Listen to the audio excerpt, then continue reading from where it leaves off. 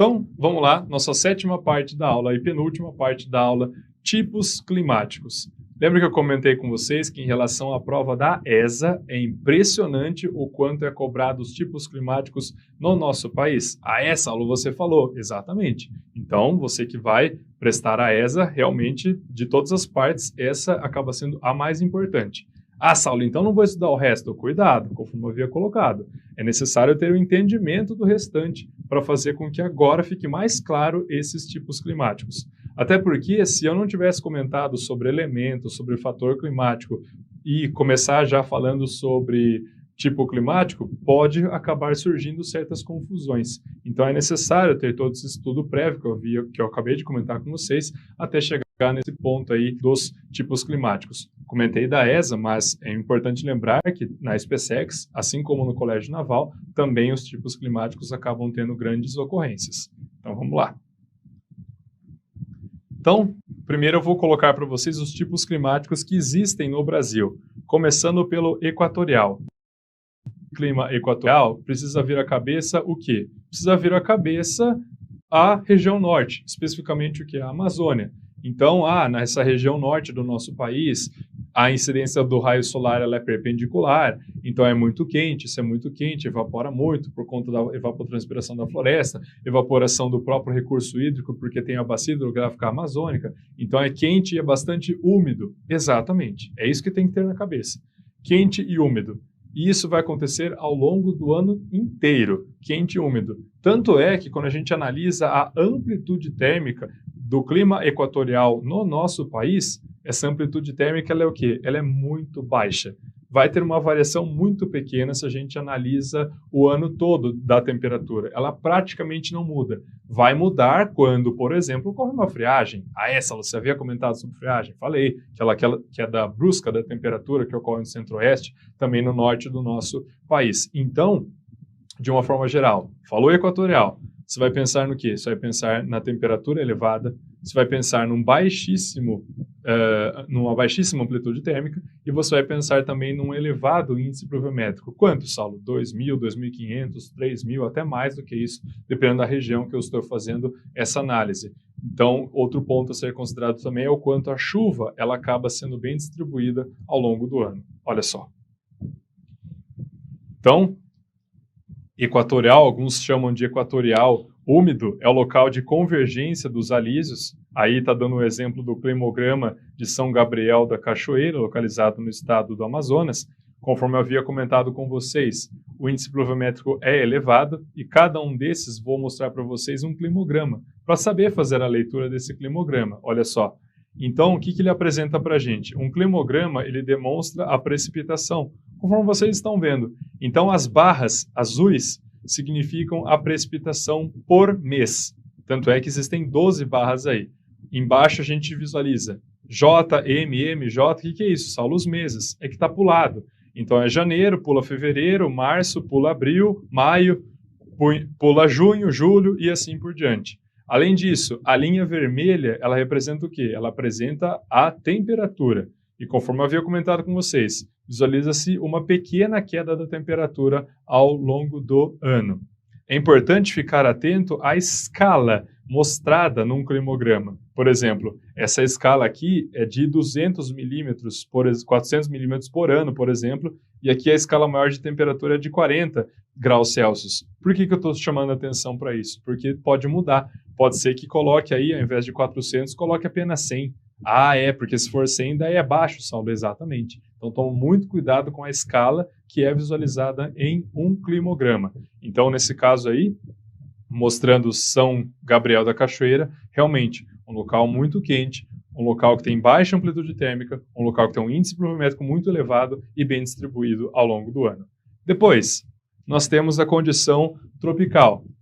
É importante ressaltar que dentro da condição tropical também existem as especificações, que eu vou comentar hoje com vocês. Mas o clima tropical, de uma forma geral no nosso país, como que a gente caracteriza ele? O ponto mais marcante, na minha opinião, é o fato de as chuvas serem concentradas no verão. Acabou. Isso realmente marca demais a condição tropical. Falar isso, pessoal, não significa que eu estou dizendo que no inverno, no outono, na primavera não chove. Não é isso. Estou dizendo que chove menos, que realmente essa maior concentração de chuva ela acontece quando? No nosso país. Final e começo do ano, que é justamente o período do verão. Além disso, as médias térmicas, elas são mais elevadas? São médias térmicas bastante elevadas. Amplitude térmica, ela é o quê? Ela é mais alta ou mais baixa? Aí vem a questão, é mais alta ou mais baixa em comparação ao quê? Se for comparar com o equatorial, realmente a amplitude térmica da condição tropical ela é maior. Tanto é que chega no período do inverno, a temperatura cai mais quando comparado a uma condição equatorial. Mas, de uma forma geral, realmente ela acaba sendo, né, de uma forma geral, como eu disse, considerado uma amplitude térmica o quê? Baixa. Então, isso que acaba marcando bastante essa condição tropical. Olha só. Então, visualizando isso em um mapa, nós temos, por exemplo, a capital do estado de Goiás, e conforme esse climograma nos demonstra e deixa muito claro o quanto a chuva é concentrada quando? No final, no começo do ano. Chega o período do inverno, tem o quê? Uma queda da temperatura. Então, isso marca bastante a condição tropical. Além do tropical, nós temos as especificidades do tropical, conforme eu havia falado, é chamado de semiárido. Como assim, Saulo? A especificação do tropical? O nome completo para a condição semiárida é chamado de clima tropical semiárido. Ah, tem a palavra tropical? Sim, esse é o nome mais completo. Mas se você visualizar só semiárido, tá certo também, tá, pessoal? Na verdade, é muito mais comum visualizar apenas semiárido do que tropical semiárido. Mas, enfim, ele acaba sendo uma variação dessa condição tropical. Em que sentido? Em que diferença? Bem, vai ser no sentido de temperatura elevada? Sim, temperatura bastante elevada quando a gente analisa a condição semiárida. Quando nós pensamos em relação à pluviosidade, aí muda bastante. Muda muito? Nossa, muda radicalmente, eu diria, pessoal. Por quê? Vamos lá. Na condição tropical, qual que é o índice pluviométrico? 1.200, 1.500 aproximadamente milímetros por ano. E se a gente analisa a condição semiárida, é bem diferente. Mas quanto diferente, Saulo? 500, 700 milímetros por ano. É uma diferença muito expressiva. Se for parar para tentar resumir, eu diria que, simplificar, eu diria que no semiárido chove 1/3 do que chove numa condição tropical. Então, isso marca bastante a região. Olha só. Então, visualizando aí o semiárido, o que nós temos? Principalmente quando nós visualizamos o sertão nordestino. O sertão nordestino ele é contemplado por essa condição. Ah, Saulo, é onde fica, né? A Caatinga, a maior parte da Caatinga, principalmente, exato. Temos essa condição. Olha só como deixa demonstrado aí em Juazeiro. Na Bahia, nós temos um índice pluviométrico muito baixo. E ele é baixo e tem uma concentração maior quando? No verão, no final e no começo do ano. E quando fala assim em relação à amplitude térmica, Saulo, ele apresenta uma queda da temperatura no meio do ano. Ah, Saulo, e considerando que Juazeiro está mais afastado do litoral, eu posso pensar que a continentalidade acaba influenciando nisso? Exatamente, pessoal. Estão percebendo o quanto é importante saber os fatores climáticos antes de poder chegar a esse ponto de visualizar o que? As condições dos tipos climáticos que eu estou comentando com vocês. Então, quando a gente olha para Juazeiro, realmente está mais afastado do litoral. Então, tem uma continentalidade atuando. Então, dependendo da situação, chega no período do inverno, por exemplo, pode ocorrer, pode fazer com que realmente a temperatura caia um pouco mais, fazendo com que a amplitude térmica seja um pouco maior. Exatamente. Tanto é que ela é maior quando comparado com a região norte do nosso país, por exemplo. Depois, litorâneo úmido, também chamado de clima tropical litorâneo úmido, que é o nome mais completo que ele acaba recebendo. Como o próprio nome está falando, vou pensar na onde? Na região litorânea do nosso país. Ah, onde está a Mata Atlântica, Saulo? Exatamente, é nessa localidade que eu vou ter essa condição. E o que ele vai ter de diferente, Saulo? Como o próprio nome está dizendo, litorâneo úmido, você vai pensar numa umidade maior. Se é maior, você vai pensar num índice pluviométrico que é maior também nessa condição. Olha só. Então, pensando nessa concentração aí como exemplo, Ilhéus, localizado no sul da Bahia. O que acontece? Olha só o índice pluviométrico, ele é elevado também. E ele varia bastante, pessoal, isso é importante ressaltar. Pode chegar a 2.000, pode ser menos do que isso, Pode ultrapassar os 3.000? Pode chegar a 4.000? Pode, dependendo da situação que eu analiso, até mais do que isso na realidade. A gente analisa cidades de Bertioga, por exemplo, Caraguatatuba, Ubatuba, dependendo da onde é colocado o pluviômetro, que é o equipamento responsável por medir a chuva, nossa, a quantidade realmente é absurda. Então, esse climograma deixa bastante claro para a gente o que acontece nessa condição de clima tropical litorâneo úmido. Depois, nós temos o tropical de altitude. Ah, Saulo, aí entra naquele raciocínio que você falou, quanto mais elevada for a topografia, menor a temperatura. Exatamente, pessoal. É por isso que é importante saber os fatores climáticos antes de começar a investigar os tipos climáticos. Então, pensando nessa condição, topografia maior, temperatura mais baixa, isso se aplica. Ou seja, pensando nos locais do nosso país onde a altimetria é mais elevada, a temperatura vai ser mais baixa mesmo.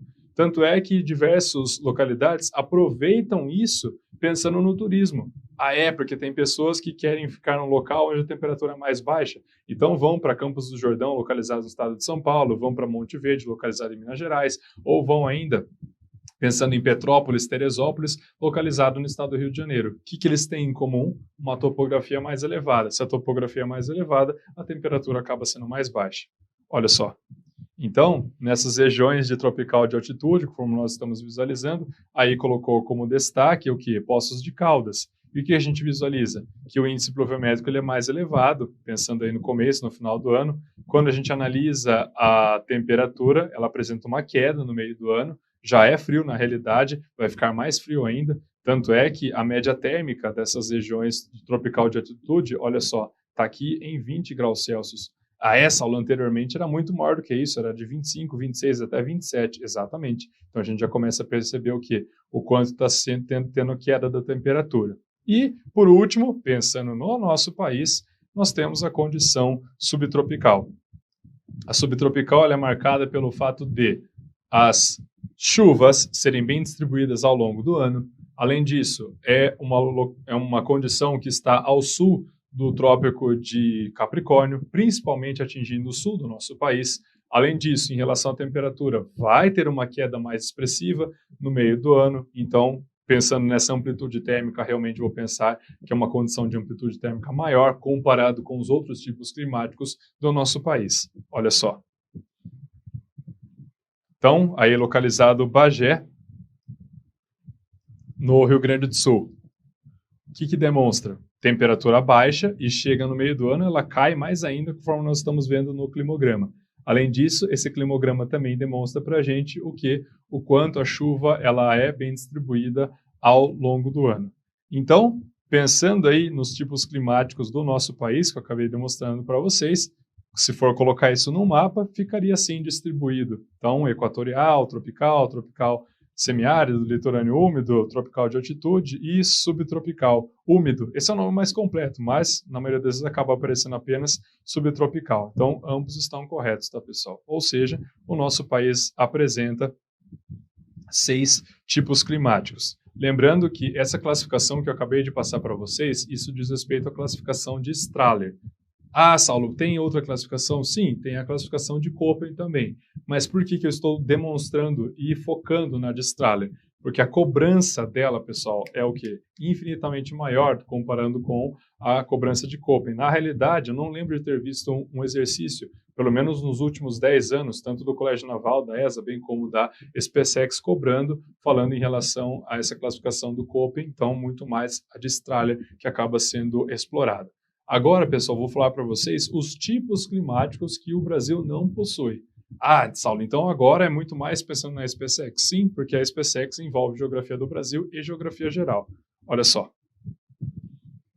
Então, o Brasil não possui um tipo climático desértico? Não. Lembrando que existe diferença entre eu falar deserto pensando em bioma, eu falar deserto pensando em condição climática. Tem diferença, Saulo? Tem. Até porque, se eu pensar, por exemplo, num deserto de neve, num deserto de gelo, a temperatura lá vai ser alta? Ah, é, Saulo, você falou que tem deserto de areia, deserto de solo, deserto de sal e deserto de neve e gelo. Exatamente. Então, pensando em bioma é uma situação. Agora, falando em deserto, pensando em clima, primeiro ponto, vou pensar o que? No índice pluviométrico, vai ser o que? Baixíssimo. Mas, além disso, nessa condição desértica, eu vou pensar o que? Nas temperaturas que são consideradas mais altas. Olha só. Então, aqui em Assuã, no Egito, o que fica claro? Olha só o índice pluviométrico, pessoal. Nossa, Saulo, é praticamente inexistente. Exatamente. Vai acontecer o quê? Em maio e vai acontecer em outubro, uma quantidade de índice pluviométrico. O restante não acontece. Aí, outro ponto interessante também. Perceberam que aqui a temperatura é mais alta no meio do ano? Ah, percebi, Saulo. Ótimo. Está mostrando que a temperatura é mais alta no meio do ano, por quê? O Egito está localizado no hemisfério norte ou no hemisfério sul? Hemisfério norte, exato. Se o Egito está no hemisfério norte, o que acontece no meio do ano? No meio do ano é o quê? Verão. É por isso que no meio do ano, verão no hemisfério norte, que é o caso do Egito, vai fazer com que a temperatura fique mais elevada, conforme vocês estão visualizando. Por exemplo, nesse caso aí, a gente não visualiza a temperatura negativa. É por isso que eu falei para vocês tomarem cuidado. Deserto pensando em bioma é uma situação, deserto pensando em clima é outra situação. E pensando em clima é justamente isso que a gente está visualizando. Além disso, nós temos a condição que temperada, o clima temperado. O que marca, Saulo, esse clima temperado? O clima temperado ele é marcado pelo fato de possuir chuvas bem distribuídas ao longo do ano e também possuir estações do ano muito bem definidas. O que eu estou querendo dizer? Estou querendo dizer que quando é verão, é um calor insuportável, e quando é inverno, o frio é insuportável. Então, isso marca essa condição temperada. Olha só. Aqui, no caso, dando exemplo da cidade de Nova York, nos Estados Unidos. A chuva bem distribuída ao longo do ano, conforme vocês estão visualizando. Quando a gente analisa a temperatura, ela varia bastante. Então, no começo do ano, dependendo da situação, ela está até negativa. Aí, chega no meio do ano, ela sobe. Por quê? No hemisfério norte, o verão é no meio do ano, que é o caso de Nova York. Depois, a temperatura ela vai caindo novamente à medida que vai se aproximando do inverno. Além disso, nós temos a condição aqui mediterrânea, o clima mediterrâneo. E aí, Saulo, em relação ao clima mediterrâneo, o que a gente pode falar? Bem, ele é marcado pelo fato de possuir as chuvas concentradas no inverno e o verão acaba sendo mais seco. Perceberam que isso é exatamente o oposto do tropical? O tropical possui chuvas concentradas no verão e o inverno seco. O Mediterrâneo, o contrário. As chuvas concentradas no inverno e o verão, ele acaba apresentando de forma o quê? Seca. Então, isso marca a condição mediterrânea. Apesar do nome, quando fala-se Mediterrâneo, acaba lembrando do mar Mediterrâneo, e deve lembrar mesmo, não é apenas no que está na borda do mar Mediterrâneo que vai possuir essa condição.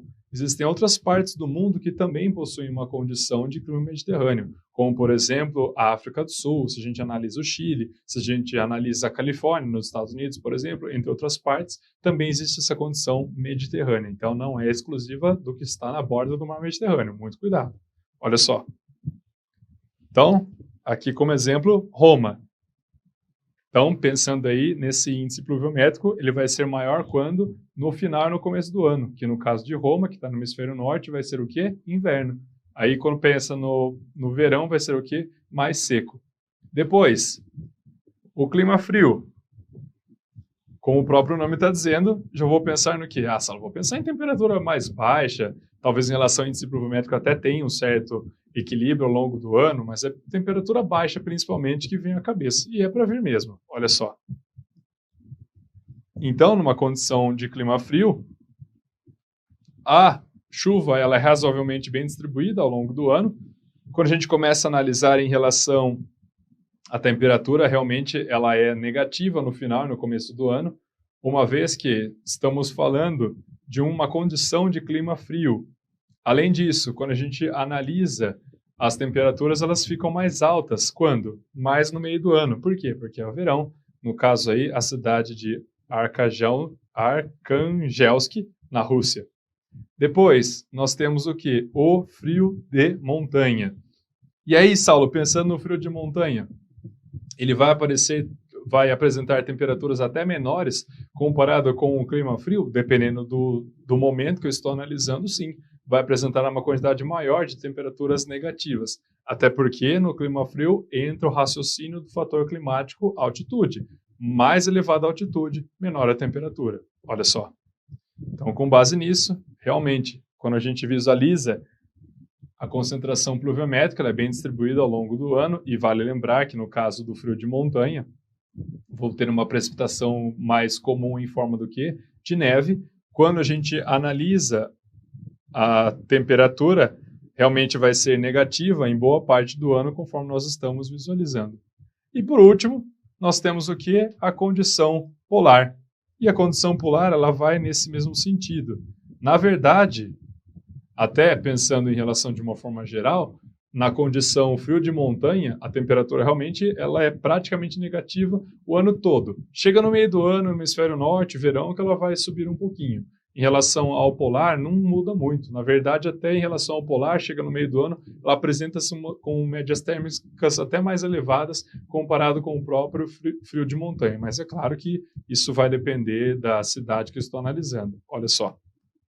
Então, clima polar. E é sempre importante lembrar que o clima polar é mais frio do que o clima frio. É até engraçado falar desse jeito, mas é uma realidade.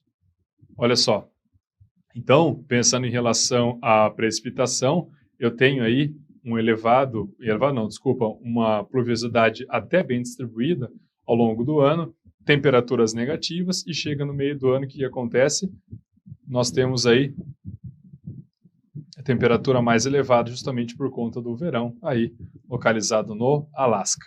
Então, vamos ver como esse assunto sobre os tipos climáticos eles podem ser cobrados na prova. Olha só. Aí, questão número 5 da ESA, questão recente, 2021. O clima que se estende pela faixa litorânea do Nordeste e do Sudeste. Pessoal, leu isso? Clima que se estende pela faixa litorânea do Nordeste e do Sudeste. Que tipo climático que precisa vir à cabeça? Ah, Saulo, é o tipo climático litorâneo úmido. Exato.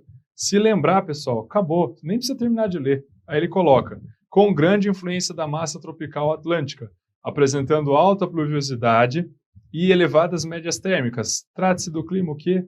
Litorâneo úmido, ou o nome completo, clima tropical litorâneo úmido.